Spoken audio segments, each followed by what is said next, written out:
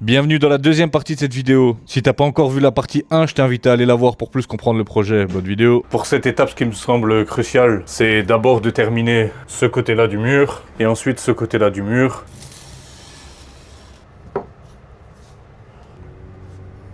Les gars, si je tape ça avec des gants, me prenez pas pour un précieux, c'est juste que j'ai pas envie d'en mettre plein la caméra. Je suis pas un flot de tatoueur là les gars. Ok les gars, une bonne chose de faite. Donc là on a bien le mur qui continue, on voit presque pas la démarcation. Donc maintenant on peut attaquer cette partie ici. On sait qu'ici on a 3 cm. Donc ça veut dire qu'il faut que je rehausse ici de 3 cm. Je vais aller voir si dans mon stock de bois j'ai un truc de 3 cm. Yes les gars, j'ai bien un truc de 3 cm. Donc on mesure, on coupe et on y va. Les gars, j'ai plus de batterie dans ma scie sauteuse, on attaque les choses sérieuses. Les gars, j'ai plus de batterie dans la chose sérieuse non plus. En attendant que les batteries chargent, nous, ce qu'on va faire, c'est qu'on va habiller cette partie-là aussi. Non, les gars, jamais. On a récupéré l'éclairage, on peut passer à l'étape habillage.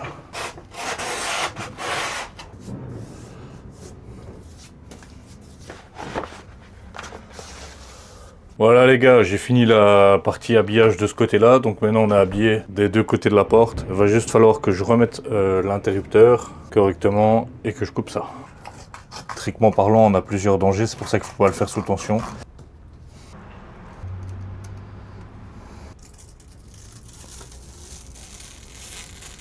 On peut attaquer la scie circulaire.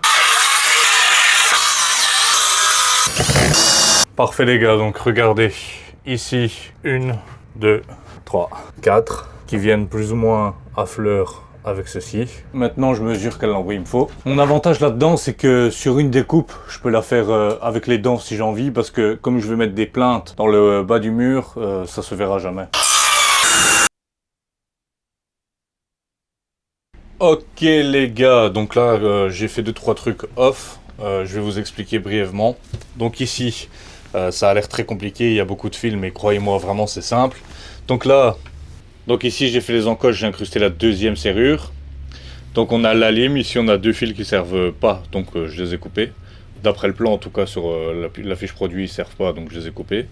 Je les ai reliés ici avec deux gaines vers celle du haut. Même chose, donc je les ai reliés ensemble. Et ici, le troisième fil qui part vers l'alimentation, donc vers ce câble que je passerai ensuite. Et donc ici, on a l'alimentation. Et donc ici, on a l'alimentation des deux serrures qui passent à l'intérieur de ce câble. Je les ai testés avec ma batterie 18 volts parce que, comme on voit ici, de 12 à 24. Donc comme là, c'est du 18, on peut essayer. Je vais vous montrer tout de suite. Donc voilà, j'ai relié ça provisoirement dans ma batterie de visseuse, puisqu'on est dans les bonnes plages de tension. Et donc on voit ici, ça s'allume. Là aussi, ça s'allume. Comme on le voit ici, si je m'approche devant, normalement il devrait switcher de couleur. Voilà, la porte elle bouge plus du tout. Elle est vraiment complètement fermée. Et alors pour l'ouvrir, il faudrait enlever la tension. Et quand on enlève la tension, la porte s'ouvre. Maintenant, on peut passer à la prochaine étape, qui est le passage de ce câble ici vers l'intérieur de la porte. Il va falloir que je fasse un gros trou pour que ce soit assez libre. Bon, finalement, la gain handling que j'ai achetée est trop petite, mais c'est pas très grave. C'est pas grave parce que ce câble-là, il a une protection vraiment très solide. Je l'avais acheté pour un projet de robot que je ferai peut-être sur la chaîne un jour. Du coup, la gain handling, on oublie parce que je suis vraiment débile, mais c'est pas grave. Il y a quelques étapes chiantes que j'ai passées, comme ici, donc là j'ai accroché convenablement. On voit bien le câble qui passe ici à l'intérieur. On sait qu'ici, on a besoin d'un morceau de 86 cm. Ok les gars, j'ai fini cette partie-là. Sur le haut, on a un écart, par exemple ici. C'est pas grave parce que quand on mettra les moulures, ça se verra plus. Les cornières en plastique pour faire un retour joli, il n'y en a plus non plus, donc... En attendant, on va laisser ces coupes faites avec les dents, les gars, mais bon.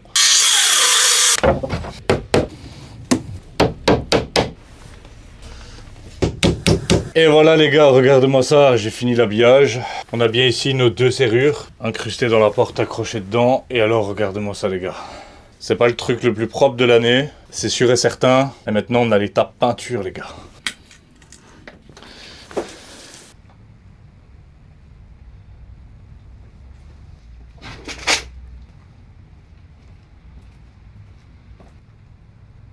Et voilà les gars, donc là on a fini la première couche.